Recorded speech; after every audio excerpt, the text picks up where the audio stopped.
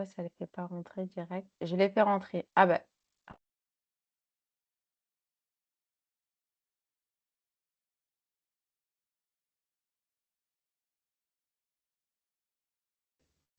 j'adore s'énerver, tu vois?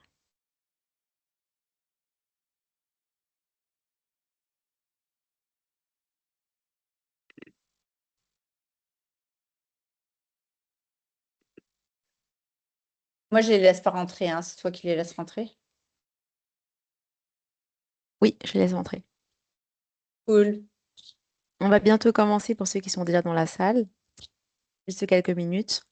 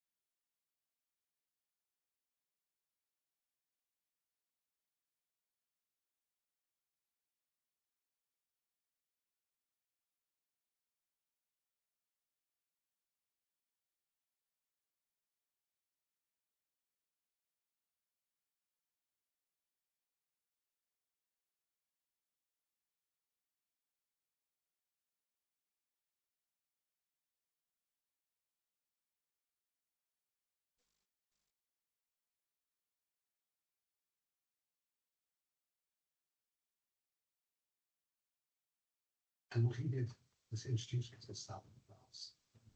I never introduced me before. So let's take you back to Southern France. And addition to is a very simple ratatouille. So, now, eyeballs, as you can see, the onions, they've been minced. And it's the same principle as always. You must be now getting bored of it.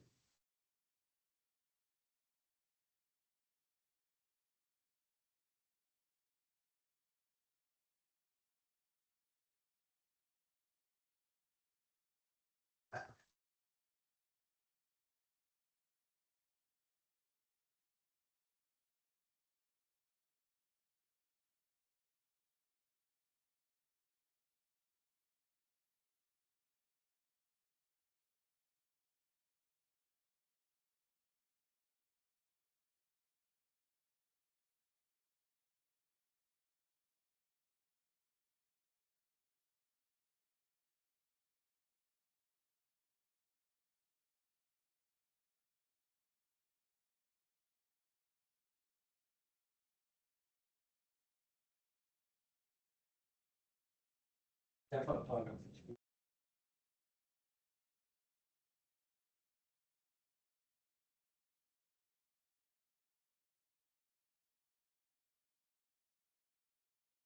pense que tu peux commencer. Ok, alors je vais commencer. Bonsoir plutôt tout le monde. Merci d'être présent ce soir. Et puis, je suis très heureuse de vous voir. Ben, je ne vous vois pas vraiment, mais genre, je vois qu'il y a des gens qui rentrent. Mais c'est hyper important que vous êtes ici et surtout pour la curiosité, parce que surtout à propos du stylisme mode, car vraiment la curiosité est probablement, sinon la première qualité requise dans cette profession. Et je le dis toujours à chaque fois que nous sommes en classe. Alors moi, je m'appelle Christina. Je travaille dans le stylisme personnel et aussi dans ma carrière privée aussi, personnelle, des projets éditoriaux. Je suis dans la musique aussi, les médias et l'enseignement de la mode, comme vous voyez. Alors, je vous expliquerai un peu plus tard quel est le cours de ma carrière, mais juste pour couper ça un peu court, ma carrière m'a emmenée à travers plusieurs villes et les plus influentes de la mode et de la culture. On passera à travers ça aussi. Alors, ce soir, vraiment, l'objectif n'est pas de vous vendre une vision idéalisée de l'industrie. Je souhaite plutôt vraiment vous montrer la réalité du métier et aussi la créativité, la culture, la pression, les opportunités aussi. Et puis surtout, pourquoi la formation joue un rôle beaucoup plus important qu'on ne le croit souvent. Alors, on va sauter sur la première diapo, maintenant qu'il y a un peu plus de gens ici. Voilà, et alors, ça c'est le début, le début du cours et on va couvrir pas mal. Ici, c'est le menu de ce qu'on parlera. Je vais essayer de ne pas parler aussi vite. Normalement, en français, je parle beaucoup plus vite et beaucoup plus rapidement. Alors, je crois que j'en ai 50 minutes peut-être. Alors, je prendrai mon temps et je parlerai un peu plus tranquillement. Alors, qui suis-je? Bon, je travaille à l'intersection, comme j'ai dit, je travaille à l'intersection du stylisme, du conseil, des médias et de l'éducation aussi. Et mon parcours vraiment se situe au croisement de la mode, comme j'ai dit, de la musique, de la télévision, de la culture. Mon travail consiste souvent à naviguer entre les univers créatifs et les environnements professionnels aussi. Alors, on saute à l'autre. Juste vous donner une idée j'ai pas mis tout le monde, mais c'est une liste de mes clients, les derniers clients que j'ai eus. Ah, c'est sûr et certain, il y en a un qui est mort là, mais c'est. Anyways, tout pour continuer. Alors, comme vous voyez, c'est vraiment qu'est-ce réellement le stylisme? En repartant sur mon autre diapo, comme j'ai dit, je travaille avec beaucoup de rappeurs, des rappeurs américains. Je passerai à travers ça un peu plus tard.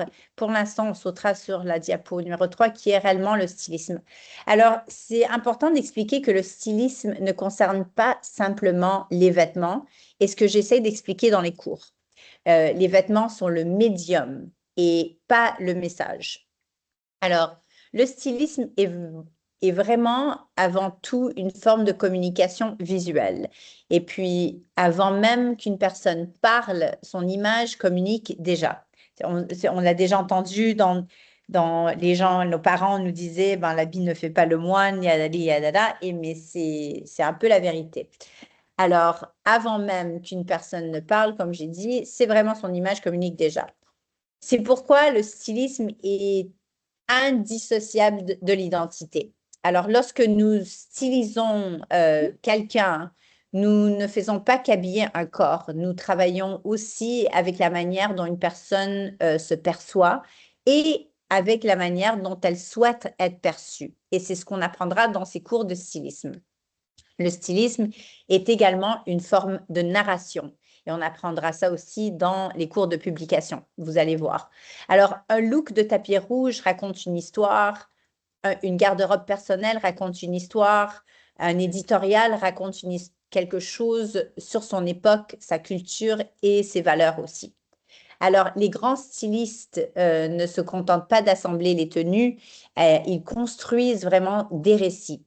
Et lorsqu'on comprend le stylisme ainsi, on cesse de demander qu'est-ce qui est beau, on commence plutôt à se demander que dit cette image.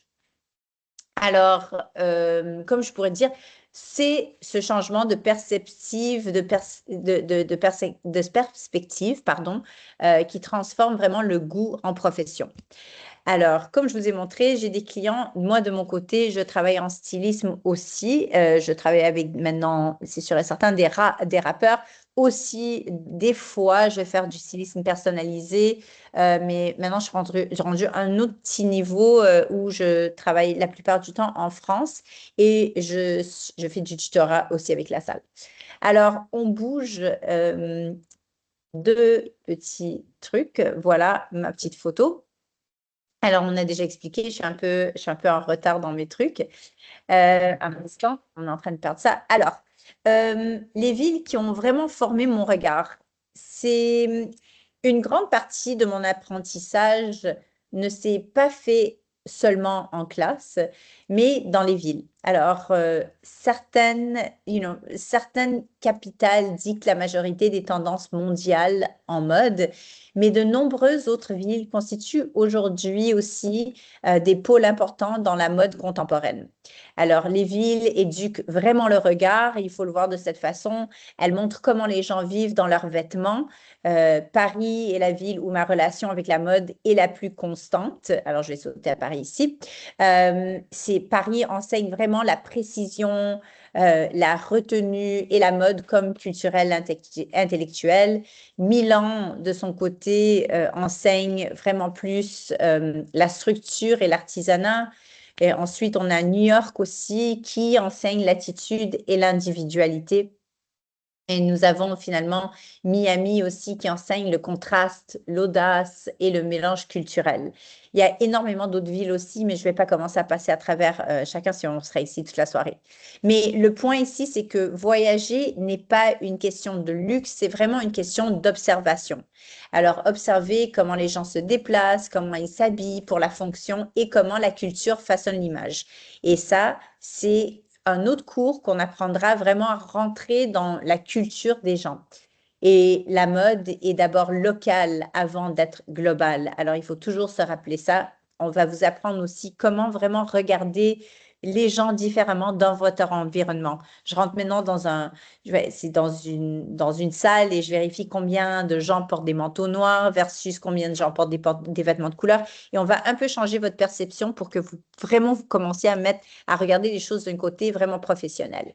Alors, et c'est un point sur lequel j'insiste beaucoup en tant qu'enseignante, on ne peut pas styliser intelligemment si on ne comprend pas le monde qui nous entoure. De l'autre côté ici, on a la Fashion Week et ses coulisses de l'industrie. Dans ce programme, nous n'abordons pas les Fashion Week comme des simples événements glamour. Nous allons les étudier comme des institutions. Il y en a énormément à dire sur la Fashion Week, mais vous allez devoir vous inscrire parce que je ne pourrais pas passer à travers tout ça ce soir. Mais je peux vous expliquer que vous apprendrez pourquoi elles existent et puis aussi à qui elles s'adressent et comment elles structurent l'ensemble de l'industrie, du design à la production en passant par les médias et le commerce. Nous étudions également leur origine historique. Alors, ici, on a une image d'un des premiers défilés de mode. Il faut se rappeler que dans le temps, aujourd'hui, les défilés de mode durent peut-être 15 minutes. Dans le temps, c'était des journées longues. Et je vais vous dire pourquoi. Vous n'avez pas besoin de vous inscrire immédiatement.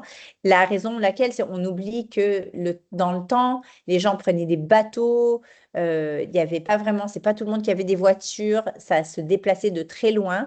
Alors, on s'assurait que la Fashion Week qui a commencé par Frederick Worth, qui est un homme anglais, a commencé la première Fashion Week qui était à Paris. Alors, c'est ce qu'on voit ici, les femmes passaient leur journée totale à vraiment regarder la mode, chacune des pièces, et puis ça passait une journée complète avant de repartir à la maison. Ça a changé aujourd'hui, je passerai à travers tout ça, mais nous allons vraiment étudier pas juste l'origine historique, comment l'identité nationale et l'organisation de l'industrie s'est développée. Et nous analysons aussi le rôle des organismes régulateurs comme la Fédération de la haute couture et de la mode, qui détermine qui peut défiler, dans quelles conditions, dans quelle catégorie et à quel moment dans le calendrier mondial. Et vous allez vraiment avoir un moment après ces leçons où vous allez vraiment vous dire, ah, ok, là, je capte ce qui se passe.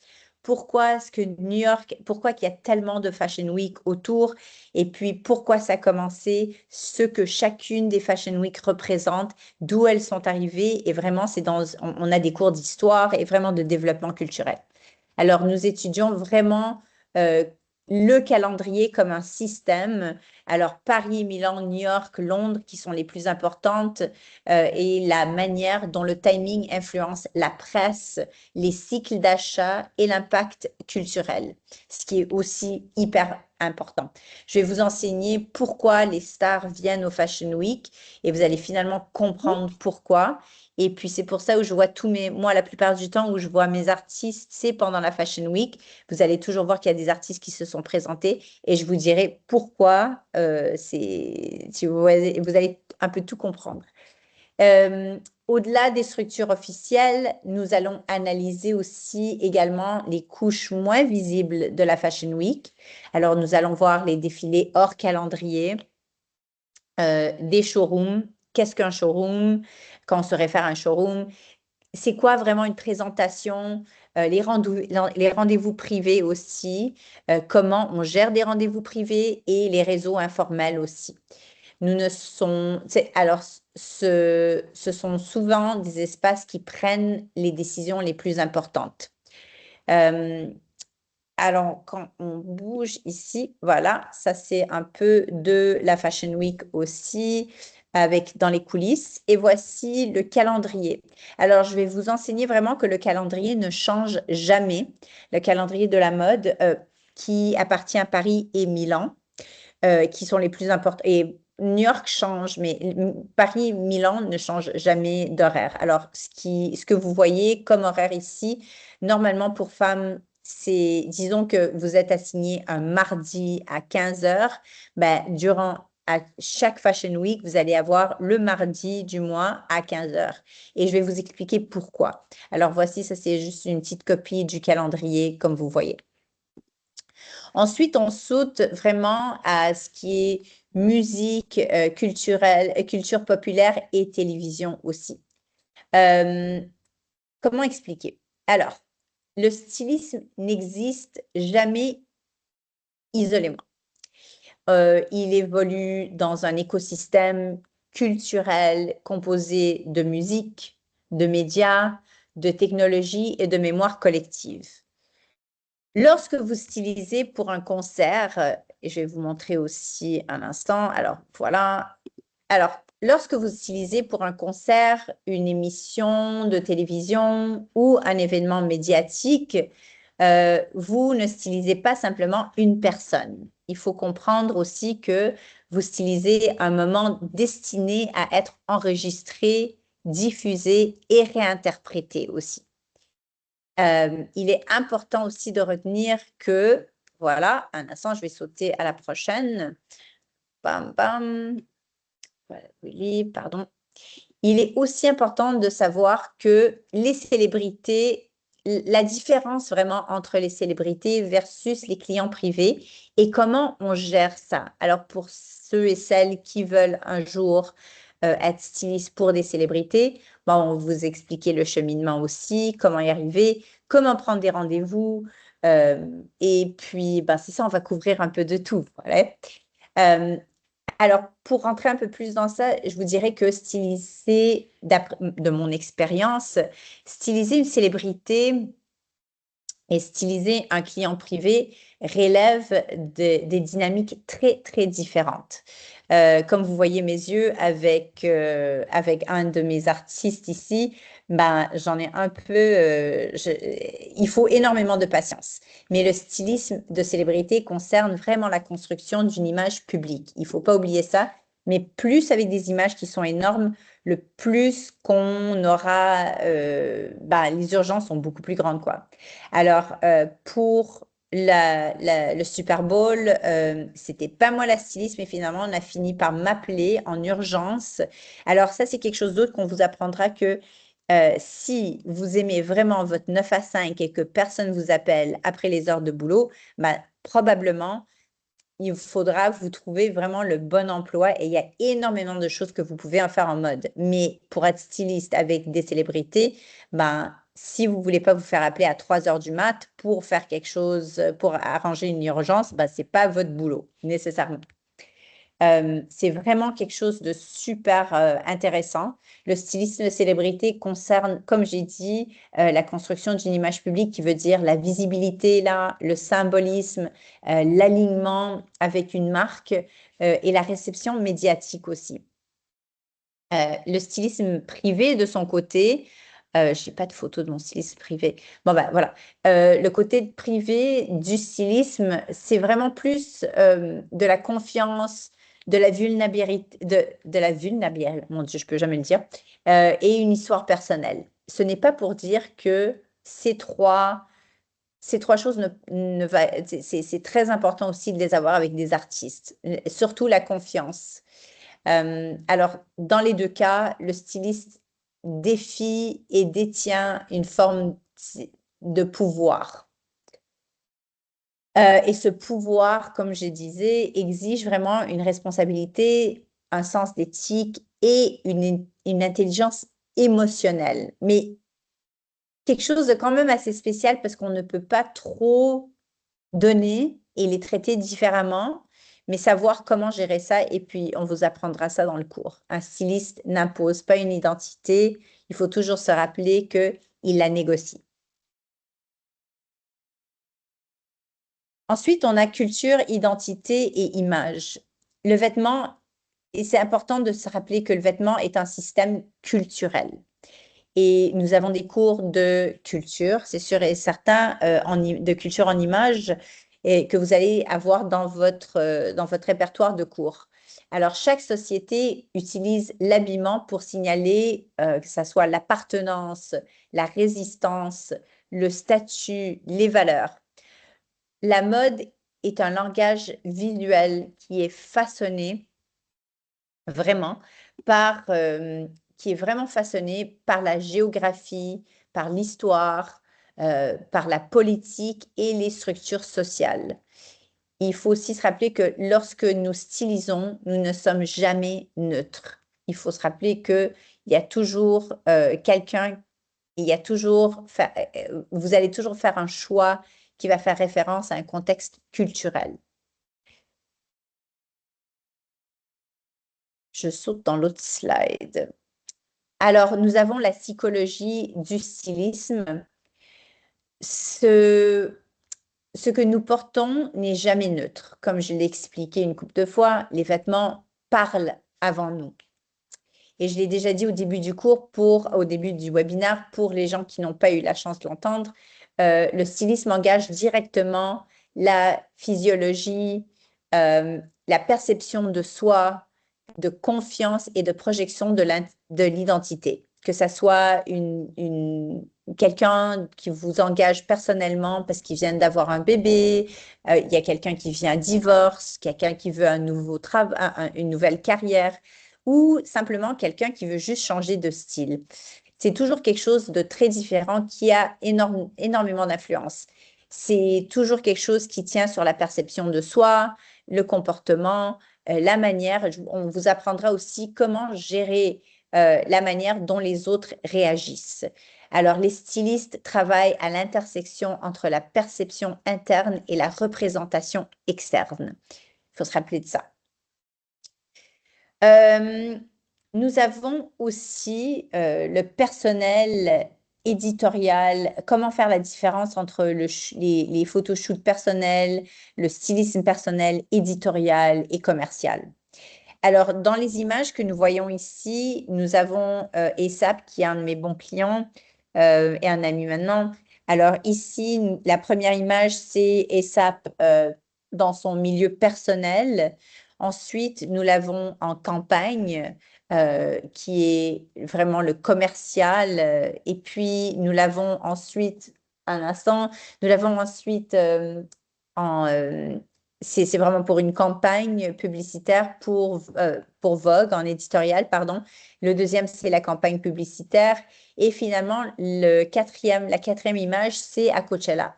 Alors, c'est vraiment lui sur le stage, vraiment qui s'amuse. Alors, vous voyez que les styles diffèrent un peu, mais il a toujours un peu son sens de style. Un instant, je vais juste prendre un petit verre d'eau. Je vais juste courir 2 petites secondes. Je n'ai pas pensé à avoir un verre d'eau. J'arrive. Pardonnez-moi, normalement, je suis très prête, mais voilà. Alors, mais je suis humaine et je bois de l'eau. Alors, comme j'ai dit, le stylisme de mode n'est pas un seul métier. Comme vous voyez sur ces photos, il y a plusieurs métiers, plusieurs domaines. La plupart des stylistes travaillent dans beaucoup de domaines. Alors, comme j'ai expliqué, il y a le stylisme personnel et relationnel et continu.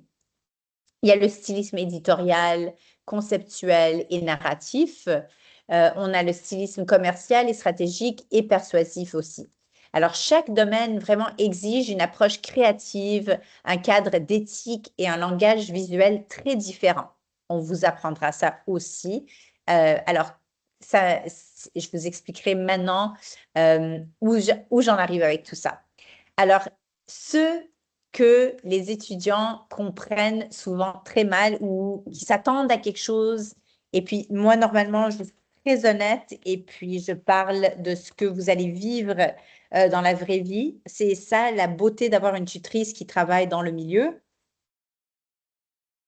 Parce que je ne vais pas juste vous lancer des fleurs, je vais vous expliquer les choses traumatisantes qui se passent aussi, au moins quand vous allez vraiment rentrer dans le milieu de la mode ou peut-être monter, je ne sais pas si vous êtes déjà là et vous voulez passer à autre chose, au moins vous allez être prêt et ça ne va pas être traumatisant parce qu'il y a quand même c'est énormément des grosses responsabilités, des grosses personnalités qui travaillent dans ce milieu. Beaucoup pensent que le stylisme consiste simplement à assembler des tenues, aller à des shows, vraiment être influenceuse. C'est mignon ça, mais le stylisme est une forme de communication, comme je l'ai dit. Alors, chaque tenue raconte une histoire sur l'identité, sur sa culture et sur l'intention aussi. Est-ce que vous habillez, et que vous habillez un client ou un artiste ou une marque ou vous-même, vous participez toujours à la construction d'une image. L'importance du réseau. Alors, l'importance du réseau, c'est ce que j'appelle les 3 R. Et ça, c'est quelque chose d'autre qu'on vous apprendra, c'est le réseautage et l'importance du réseautage. Alors, les 3 R, c'est en anglais normalement. Alors, je ne peux pas vraiment le dire ici, c'est vraiment ici, c'est 2 R et un F. Alors, la relation, la réputation et la fiabilité. L'industrie de la mode fonctionne largement sur le capital relationnel. Et puis, quand les gens me demandent comment tu es arrivé à finalement travailler avec des artistes énormes comme ça, c'est vraiment à cause que j'ai vraiment pris le temps de construire ma carrière doucement, tranquillement. Et puis, honnêtement aussi. C'est très facile d'un peu bouger d'un côté à l'autre, mais dans l'industrie de la mode, ça fonctionne largement. Comme j'ai dit, les gens se connaissent. Les opportunités naissent de la confiance et de la constance aussi.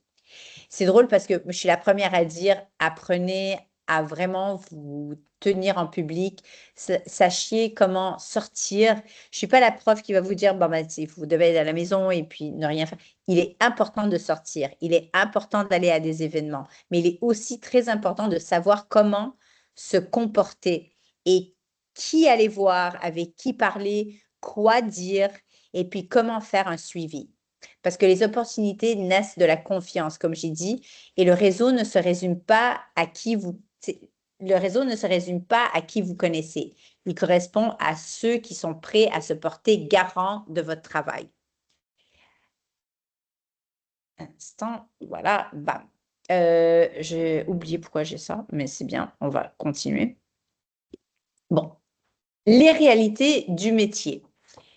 Alors, le stylisme implique beaucoup plus que l'image finale, comme je vous ai expliqué. Une grande partie du travail consiste vraiment en plusieurs petits trucs. Alors, on a la recherche, on a l'analyse, on a la coordination et on a la résolution des problèmes. C'est drôle à cause que j'ai enseigné ça hier. Alors, la partie visible est minime. Le travail invisible est considérable.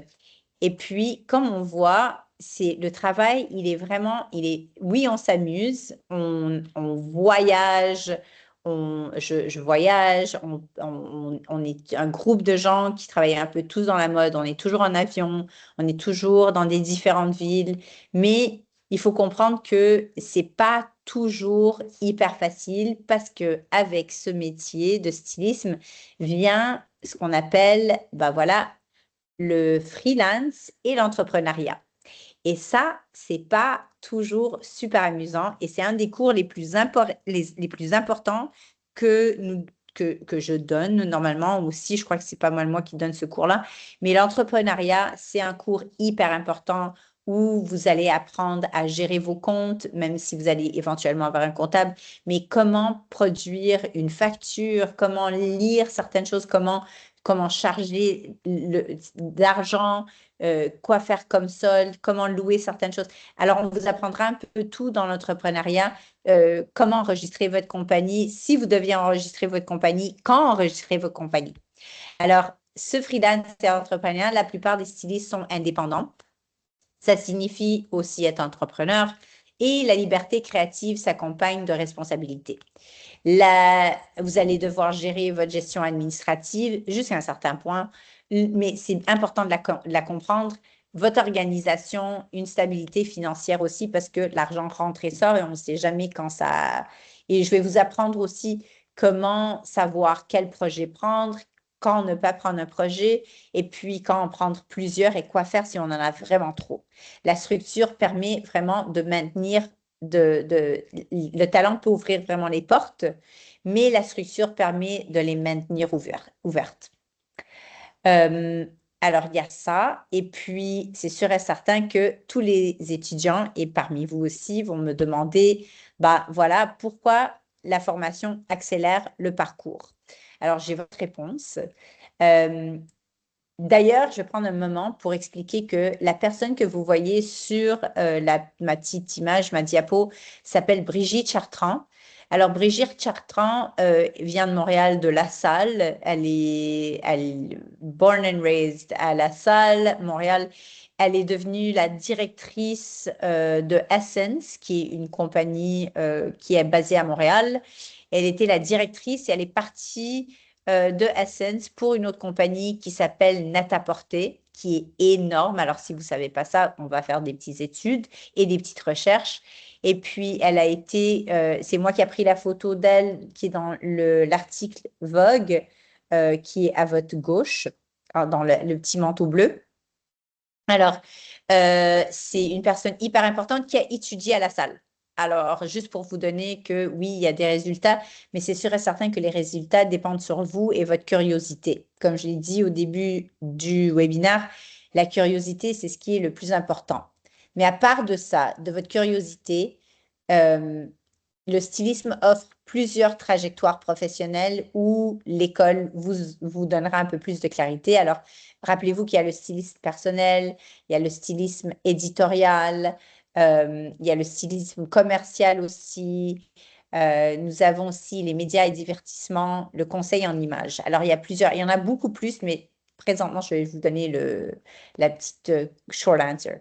Alors, une formation solide, vraiment, va vous permettre d'apprendre la conceptualisation, qui est un cours, la communication visuelle, qui est un autre cours, on a la compréhension de l'identité, qui est un autre cours aussi, et le fonctionnement professionnel de l'industrie, qui a beaucoup à voir avec le cours d'entrepreneuriat. Alors, nous allons voir la structure du programme. Ici, je vous montre un peu le programme qui commence par les bases. Alors, nous allons commencer avec ce qui est la culture de la mode, la psychologie et image personnelle. Nous avons les éléments du design aussi. Et puis, on passe à ce qui est plus du côté pratique. Ensuite, dans le côté... Oh, pardon, je ne sais pas qu'est-ce qui est arrivé. Bon, voilà. Du côté pratique, ben voilà, on va voir la morphologie, on va un peu décortiquer la composition, comprendre le stylisme personnel et la marketing de mode. Ensuite, va venir les dimensions éditoriales et conceptuelles. Alors, pour ça, on verra aussi que Dans les dimensions éditoriales et conceptuelles, on verra qu'il y a la communication et l'identité, l'édition de mode, la publication et le stylisme conceptuel.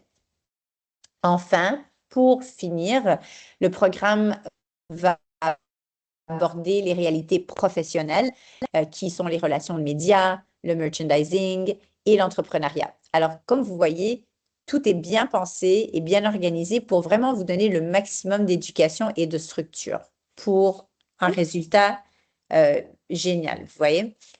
Alors, la dernière question, c'est à qui s'adresse ce programme? Dans ce programme, il s'adresse vraiment à des étudiants qui s'intéressent à la culture, au comportement et à la communication visuelle et pas seulement aux tendances. C'est très important de se rappeler de ça parce que le stylisme exige vraiment une curiosité intellectuelle, une empathie, un sens de critique.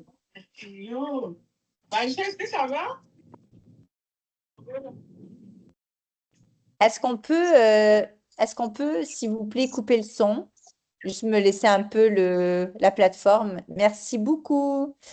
Alors, c'est ça. Alors, comme je vous expliquais, le stylisme exige la curiosité intellectuelle, l'empathie, le sens critique et une conscience culturelle. Finalement, voilà, c'est la conclusion. J'ai parlé très rapidement encore une autre fois. Si vous devez retenir une chose ce soir, c'est ceci. Le stylisme de mode ne consiste pas à être vu. OK? Il consiste vraiment à voir les autres clairement et aussi on et à les aider à s'exprimer et s'exprimer qui ils sont. La formation ne limite vraiment pas la créativité. Elle lui donne une direction un peu plus disciplinée et structurée. Alors, merci pour votre attention. Je vais vous laisser demander des questions. Je vais repasser un peu la parole à ma petite chef ici. Alors, je sais pas, à ce point-là, je ne sais pas s'il faut que je réponde à des questions ou non. Je ne sais pas si c'est comme le webinaire anglophone. Oui, oui, ils peuvent poser des questions. Vous Parfait. pouvez, il y a un temps de Génial. questions. N'hésitez pas si vous voulez poser des questions, c'est le moment. Alors, je ne vais pas vous donner du stress, mais je vais vous dire que le programme anglophone a demandé plein de questions. Plein, mais plein, plein, plein de questions.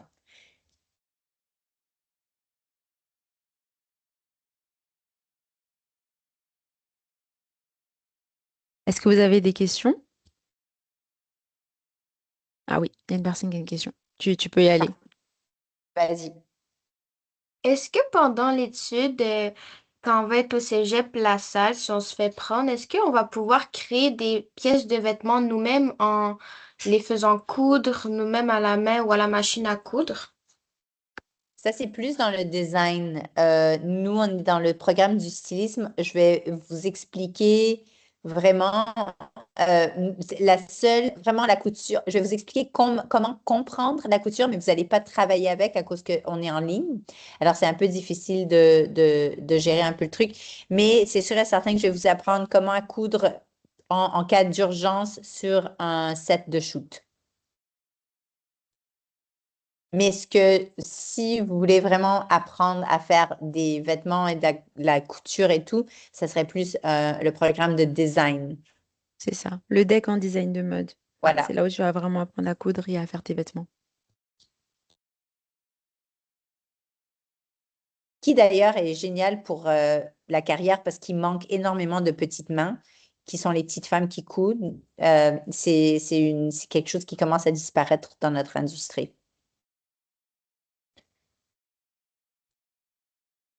Est-ce qu'il y a d'autres questions?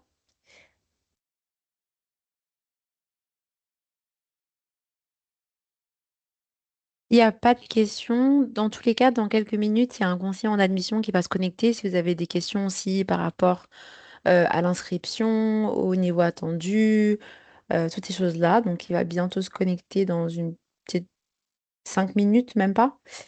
Mais vraiment, n'hésitez pas à poser des questions à Christina parce qu'elle a vraiment un bon parcours et elle peut vous donner vraiment les filons pour y voir un peu plus clair. Et puis, je vais vous partager aussi sur le site la page du programme qu'elle anime. Donc voilà, ne soyez pas timide. C'est le temps, là, les amis. Il C'est fallait bon, juste que je change la Marie-Soleil, tu photo, peux y hein. aller. Les gens se sont...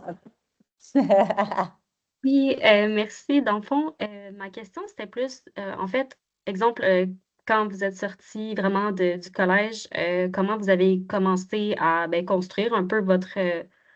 Est-ce que mon micro est ouvert? Oui, ça fonctionne. OK. Oui, oui, oui, oui, Euh, oui, j'écoute. Parfait. Donc, c'est juste, en fait, comment ça marche en sortant de l'école, comment faire ces premières connexions-là, comment, je sais pas, OK. construire à Il y a partir de zéro un peu, construire une présence, ben, un portfolio, etc. oui, ben, c'est définitivement hyper important. Je vais être très, très franche que moi, j'ai pas étudié en mode. Mais il est hyper, et je suis la première personne à vous dire que comment ça aurait été tellement plus facile si j'aurais étudié en mode, ça m'aurait, le grand détour que moi j'ai fait, j'aurais pu aller un peu direct si j'aurais appris ce que j'enseigne aujourd'hui.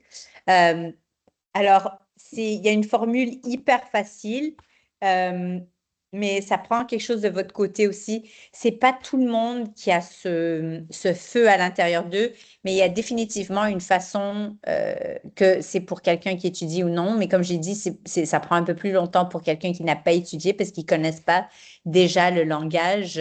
Moi, ça m'a pris un peu plus de temps parce qu'il fallait que j'apprenne le langage visuel, le langage des vêtements. J'avais pas appris tout ça. Alors, une fois qu'on sort de l'école, moi, je suggère toujours aux gens de travailler dans une boutique. Et puis, ça, c'est vraiment la première étape qui est l'étape fondamentale d'une éducation en mode. Et c'est sûr et certain que chacun trouve son propre parcours. Il y a des gens qui ont déjà des connexions. Il y a des gens qui vont devoir créer leur connexion. Moi, j'ai eu un parcours hyper intéressant quand même.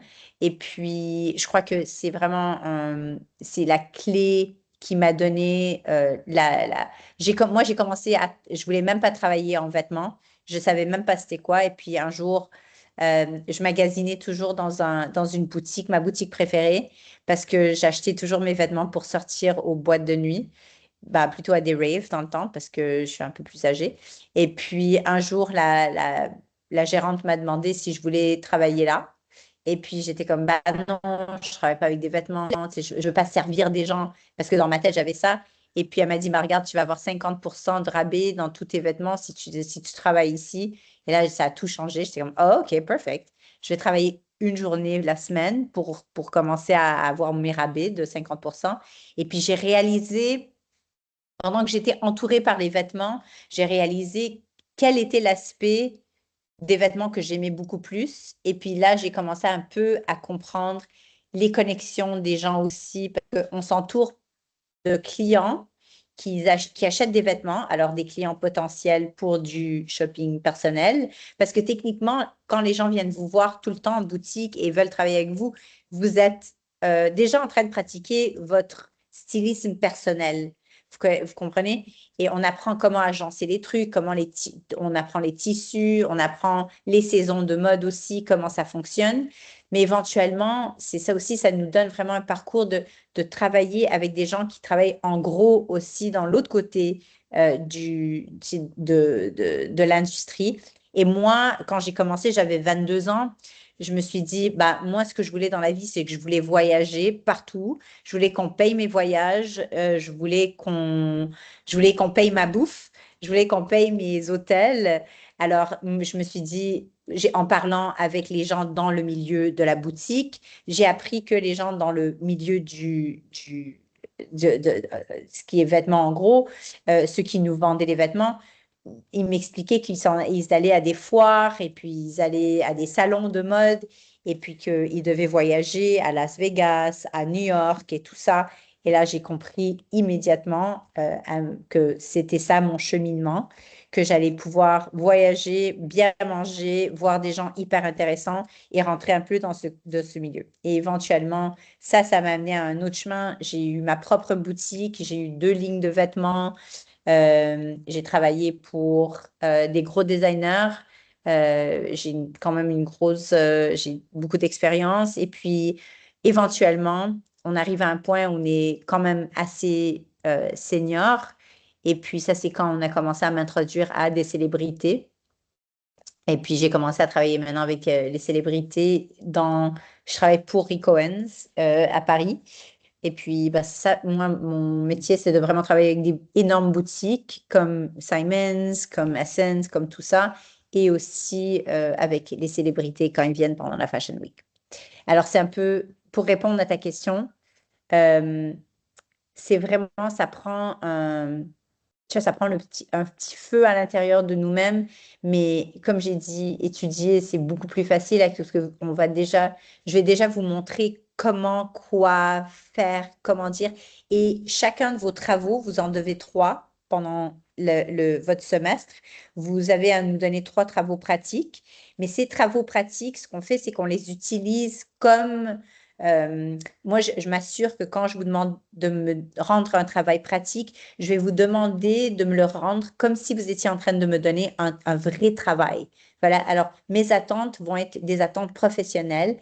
Et ce qui est génial, c'est que vous allez pouvoir garder vos travaux pratiques comme dans votre portfolio, le temps que vous allez construire votre propre portfolio. Et je vous enseignerai comment construire votre propre portfolio aussi.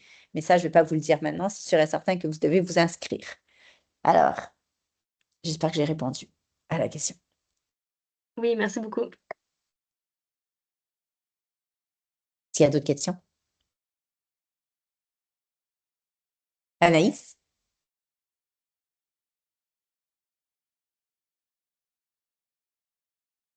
Vous demandez vraiment pas beaucoup de questions, hein. Moi, c'était Vancouver, c'était n'importe quoi. C'était vraiment plein de questions.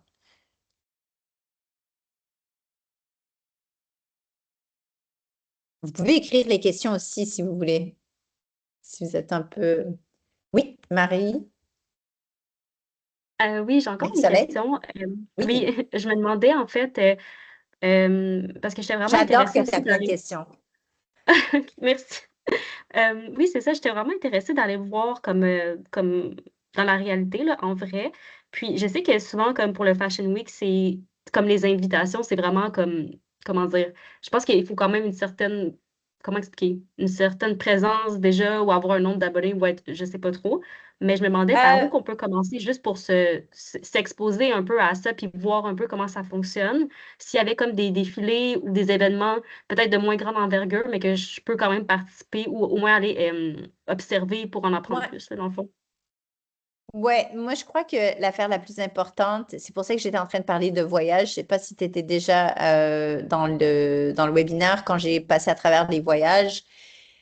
Moi, je crois que c'est hyper important d'être capable de suivre au moins ou d'avoir l'expérience de passer à travers une Fashion Week. Et tu n'as pas besoin d'aller vraiment à des défilés. Surtout en été, il y a beaucoup de défilés qui sont à l'extérieur à Paris surtout et tout ça. Alors, il y a beaucoup de gens, si on est assez informé. Il y a aussi Lias, qui est un ami qui a commencé un truc. Je vous donne tout ça sur Instagram, normalement, qui suivre quoi. Il y a un nouveau mouvement qui est arrivé. Lias, c'est un mec qui a décidé de commencer à faire des watch parties. Et puis, il va réunir tout le monde et n'importe qui, les gens qui n'ont pas accès au défilé parce que les défilés sont vraiment réservés pour certains gens de l'industrie. C'est sûr et certain qu'il y a des influenceurs, oui, mais à la fin de la journée, les défilés existent pour être capables de servir euh, à la presse, aux acheteurs et aux artistes qui vont plus tard porter les vêtements dans leur calendrier. Alors, mais il y a des watch parties, c'est comme ça qu'ils les appellent, où tout le monde peut se présenter. Et il y a une couple de watch parties déjà où les gens ont été invités, des gens comme des étudiants et tout ça, qui ont été invités à aller voir un vrai défilé. Il y a un designer qui s'appelle Willy Chavaria. Et puis lui a fait un défilé incroyable. Et puis tous les étudiants qui étaient au watch party se sont fait inviter à un vrai truc. Alors moi, je dirais que la façon la, de vivre ça et de comprendre, c'est de vraiment voyager pendant une Fashion Week. Super, merci.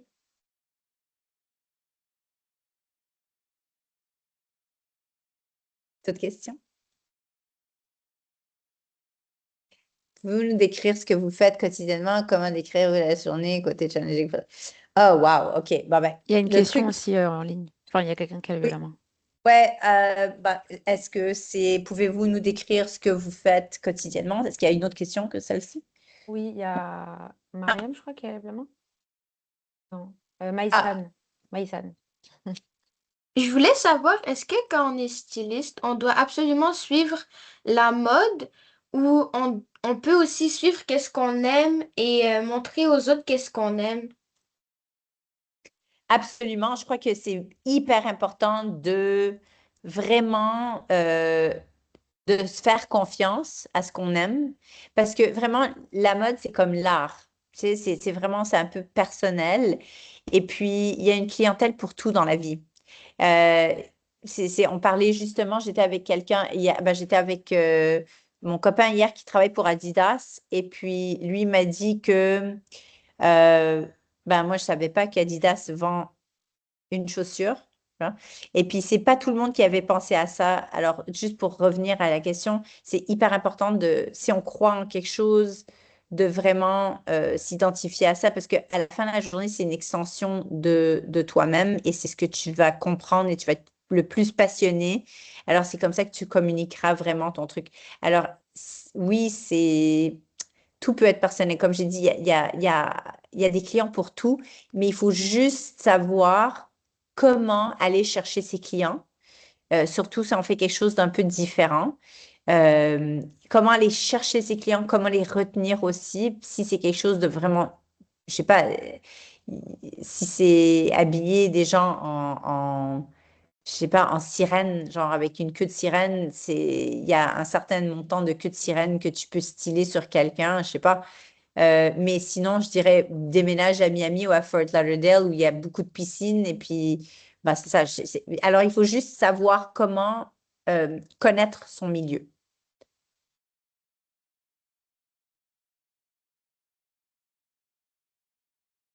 Est-ce que je lis la question maintenant? Alors, pouvez-vous nous décrire ce que vous faites quotidiennement? Comment décrirez-vous la journée côté challenging?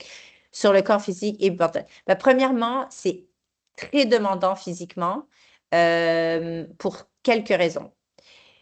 Alors, ça dépend dans quel niveau de l'industrie vous êtes, mais il faut comprendre que la minute qu'on arrive dans un peu l'eau de gamme, comme n'importe quel autre travail, qu'on arrive à euh, un certain niveau, on devient un peu niveau olympique dans notre carrière.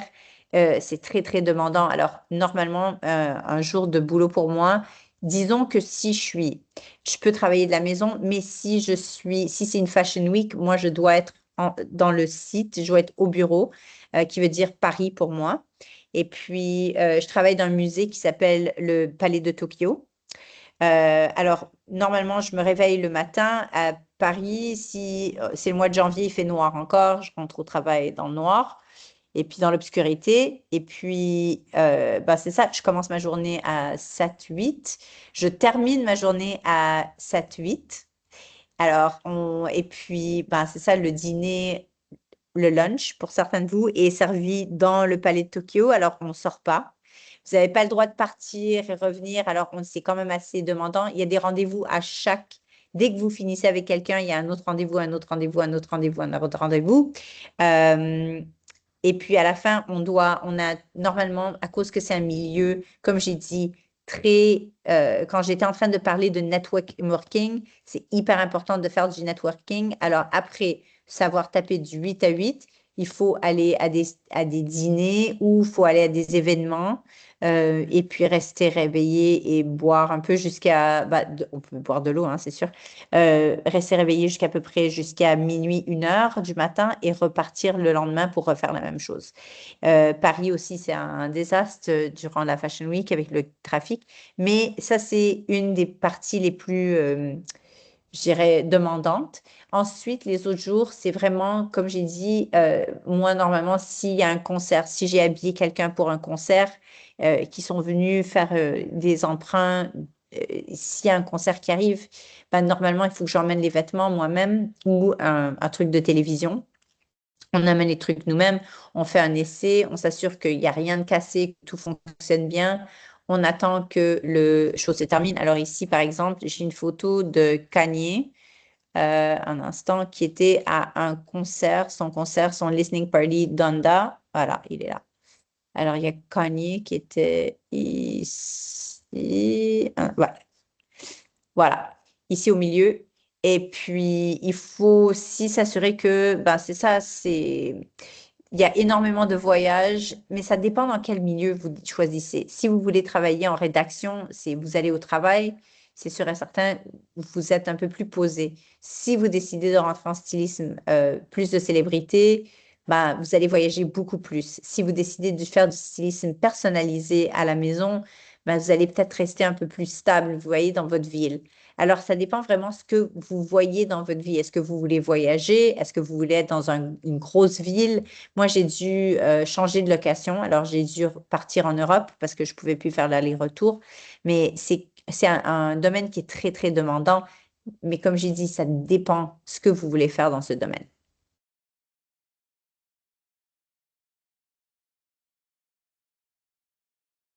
Merci beaucoup, Christina. Est-ce qu'il y a d'autres personnes qui ont des questions?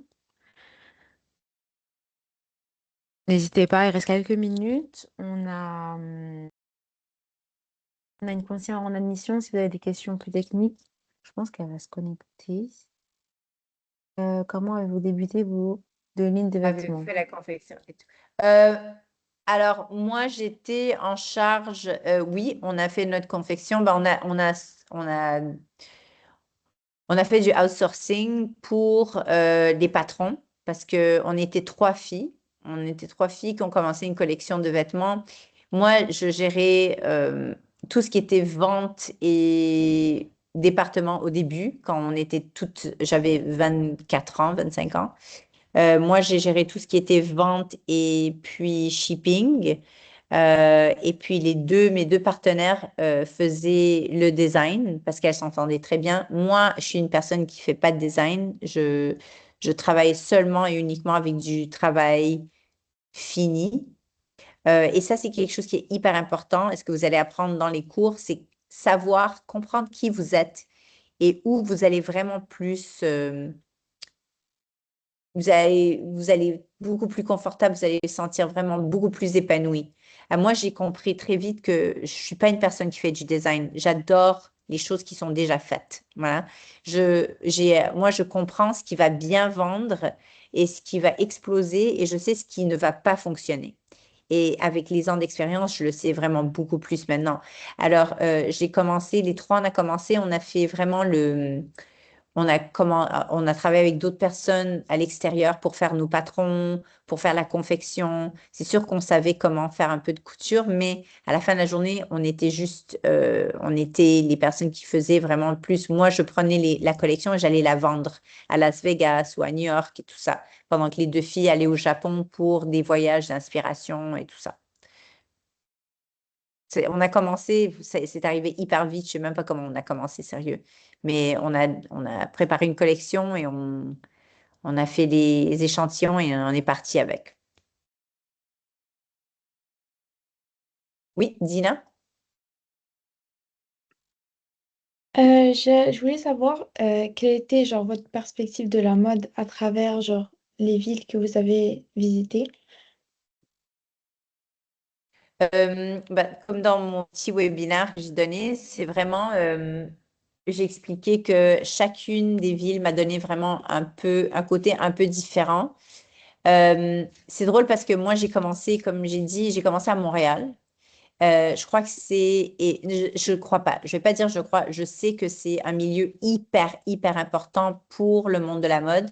Et la raison pour laquelle je sais, c'est parce que la plupart des grands designers et même des gens qui se sont entourés de grosses stars comme Kanye West, euh, il y a un designer qui était avec Givenchy, tout le monde, il y a les Canadiens, les Québécois plus surtout, les gens à Montréal, les Québécois sont très influencés par ce qui est européen et puis ce qui est aussi américain. Alors, on a compris un peu la bonne balance des deux. Alors, normalement, quand les gens savent que tu es Canadien, c'est hyper quand même important.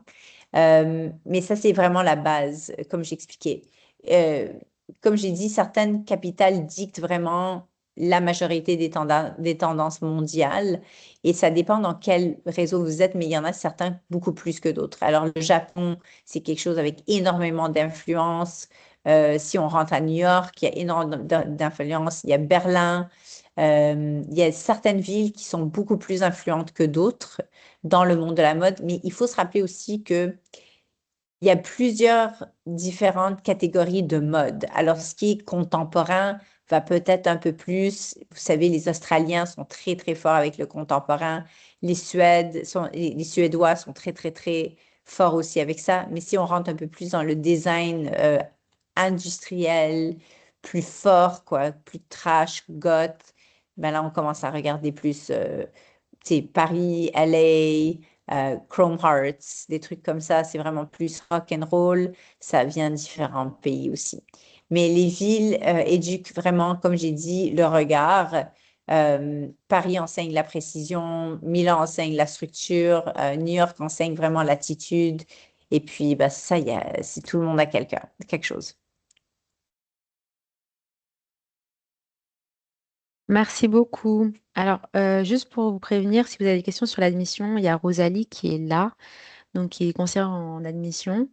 C'est pour tout ce qui est processus. Il nous reste juste 3 minutes, donc n'hésitez pas à poser des questions. C'est plus pour le parcours d'inscription, etc. Mais vous pouvez aussi toujours poser des questions à Christina, les quelques minutes qui restent. Je vais répondre, Elisabeth. C'est la dernière question Ouais, que j'ai ça vue, marche. Elisabeth, ici. Oh, ben, peut-être il y a d'autres questions aussi, mais comment vous faites pour travailler comme styliste et être enseignante? Bah, présentement, il est minuit et demi pour moi. Et puis demain matin, j'enseigne à 6 heures du matin. Et puis je vais commencer ma journée à 8 heures. C'est un choix de vie, c'est un style de vie. C'est un petit style de vie. Sauf que entre 10 heures du matin et puis 13 heures, j'étais en vélo, un peu dans le soleil, faire du vélo un peu partout et c'était mignon parce que c'était mon temps. Voilà. Je travaille les soirs, mais durant la journée, ça c'est le truc d'être entrepreneur. On peut un peu choisir nos heures de boulot.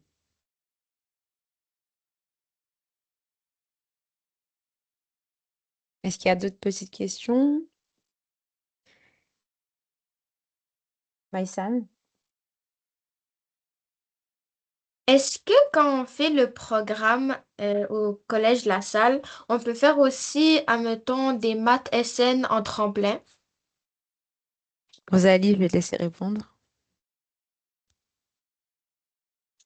Elle nous Oui, entend. allô. Maths, sciences de la nature, c'est ça? Les maths SN, c'est les maths fortes. Oui, c'est possible de le faire en tremplin. Ok, merci. Puis, Mais ça, c'est peut-être un milieu d'acheteur pour toi, hein, si tu aimes vraiment les maths. Tu peux peut-être travailler comme acheteur. On recherche ça énormément. Moi, je suis même pas capable de faire un 2 plus 2. Alors, moi, de mon côté, tout le monde, je vais dire au revoir bientôt. Comme j'ai dit, il est minuit et demi pour moi. Alors, s'il y a une dernière question, je suis prête, je suis prenante pour prendre une dernière question, mais sinon, je vais vous laisser gérer avec l'admission. Et vous pouvez. Petite question Voilà, de Dina. Dina. Oui, oui, ok. qu'est-ce qui vous a vraiment donné le déclic que moi j'ai envie d'aller là-dedans? C'était le 50% de rabais que j'avais dans les vêtements. Et puis un jour, j'ai réalisé, c'est la vérité, et un jour, j'ai réalisé que je pouvais avoir des vêtements en travaillant dans la mode. J'aimais les vêtements. Alors, je me suis dit, si je travaille en vêtements, bah, je vais avoir des vêtements. Et puis, du même côté, comme j'ai dit, moi, je voulais voyager dans toutes ces grandes villes. Et puis, mes parents n'avaient pas énormément d'argent.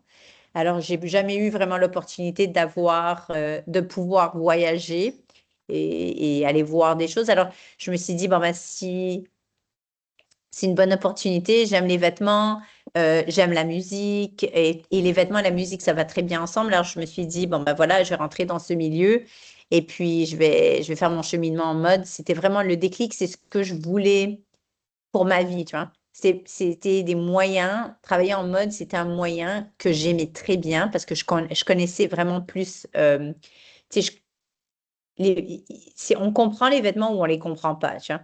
Et puis, tout le monde a une vision différente et tout ça, mais c'était vraiment l'habileté d'être capable d'avoir ce que je voulais vraiment dans la vie avec quelque chose que j'aimais m'entourer avec. Maintenant, je suis littéralement toujours avec des vêtements tu sais, j'en ai trop maintenant. Alors, c'est ce qui est un peu drôle, mais c'était ça le clic. Le clic, c'était vraiment qu'est-ce que j'envisage de ma vie. Je dis pas qu'on sait ce qu'on veut, parce que je crois qu'on sait jamais vraiment à la fin de la journée. Ça change énormément dans notre cheminement, surtout en mode. Mais je savais que, comme j'ai dit, je voulais voyager, être avec des gens qui aimaient la mode aussi, écouter de la bonne musique et puis porter des vêtements et qu'on me les donne gratuitement. Parce que quand tu travailles en mode, normalement, les vêtements se viennent gratuitement. C'est pour ça que c'est important de travailler dans une boutique où on aime les vêtements ou une marque où on aime vraiment les vêtements. Ok. Et pour les revenus, à peu près, vous gagnez après combien? C'est pas un peu indiscret, je sais, Non, c'est mais pas indiscret du tout. Mais moi, il faut que je vous dise que je suis dans un milieu complètement différent maintenant. J'ai 50 ans, alors je suis un peu dans le top de ma carrière présentement. Je deal avec des artistes et tout ça. Alors là, je suis dans les chiffres à 6 maintenant, in the six digits, comme ils disent en anglais. Mais j'ai souffert énormément au début. Mais c'est ça le truc, il faut vraiment il faut se rappeler que quand tu commences, il y a 50 autres mille filles qui sont aussi, ou 50 autres mille personnes jeunes qui sont prêtes à travailler gratuitement. C'est un monde très, très, très agressif au début, parce qu'il y a énormément de compétition. Et ce qui est triste, c'est que à cause qu'il y a tellement de compétition, c'est très facile c'est comme des gens qui sont propriétaires, des fois prennent avantage parce qu'ils savent que si toi tu vas dire non, ben, il y a quelqu'un d'autre juste derrière toi qui va être prêt à faire le travail pour la moitié de l'argent juste pour être capable de vivre cette expérience. Alors, c'est un monde très compétitif, sauf que euh, c'est comme j'ai dit, ce qui est bien de notre industrie, c'est qu'il y a énormément de travail où on peut en faire de la commission. Et de la commission, c'est là où tu fais vraiment énormément d'argent aussi. Je connais des gens qui ont acheté leur première maison à 24 ans, 25 ans avec la commission. Mais comme j'ai dit maintenant, je voyage en première et puis je suis un peu, maintenant, j'ai finalement arrivé où je devais être, mais ça m'a pris quand même assez d'années. Genre, merci. Je pense que mais c'est comme ça pour tout, hein, vraiment, il y a voilà, pas le choix. Il faut démarrer quelque part et il exact. Il faut juste faut pas faire. abandonner. Voilà, et puis la plupart du temps, en mode, c'est triste à dire, mais c'est la vérité, il faut rentrer, comment qu'on dit ça en français? Maintenant, je commence à être un peu fatiguée. When you work for free. Ouais, travailler gratuitement. Faire du bénévolat presque. Voilà, Mais ce bah, que je c'est pas tiens à du dire, c'est bénévolat, que c'est internship. Voilà, ah oui, faire des stages. voilà, merci. C'est la façon, je dirais, à 50% de travailler, de rentrer dans le boulot. Parce on engage toujours les personnes à l'intérieur déjà de la compagnie. Si on t'a déjà enseigné comment faire et tu étais en train de déjà faire c'est ton stage, bah, la plupart du temps, tu es déjà en position de te faire engager si tu es assez curieuse, brillante, déjà comme un peu hungry, on engage à l'intérieur déjà de la bulle. Mmh. Et puis au collège, il y a plein d'événements qui sont faits. Il faut pas Oui. hésiter, comme tu disais, d'aller chercher les opportunités, les contacts, participer aux événements. Le collège La Salle est Moi, quand même très reconnu pour ça, donc faut en profiter. oui, oui, et de mon côté, moi, j'ai déjà eu des étudiantes qui étaient remarquables et je les ai invitées sur des photoshoots sur set avec moi. J'ai d'autres étudiants. Normalement, quand il y a un étudiant que je vois qui est vraiment qui essaye très fort. Nous, normalement, de mon côté, ben, c'est ça, je vais leur donner des conseils, je vais des opportunités si je vois qu'ils ont vraiment des opportunités aussi. Alors, ça, ce qui est génial, c'est que vous êtes exposé directement à quelqu'un qui est déjà dans l'industrie. Alors, moi, j'ai déjà, je crois qu'il y a une enseignante il y a une enseignante au collège en ligne qui était mon étudiante et puis je lui ai donné sa première opportunité sur un set de shoot. Super. Bah, merci beaucoup, Christina. On Je vais va me coucher là. arrêter la rencontre. Merci à vous tous. On fait une porte ouverte Merci. prochainement si vous voulez venir. Donc, ça sera le 18 avril de 10h à 13h au campus du Collège La Salle, mais également en ligne le 14 avril. Donc, n'hésitez pas à visiter sur le site. Je vous ai mis le lien dans la discussion. Voilà. Merci beaucoup à tous. Merci.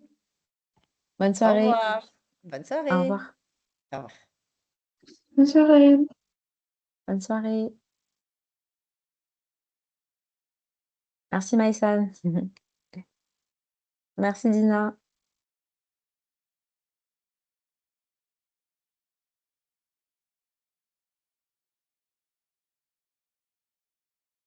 Merci Bernie.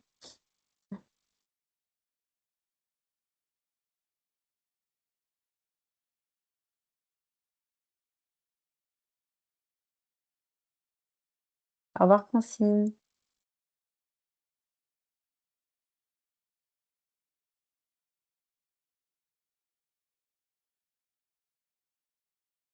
Bye.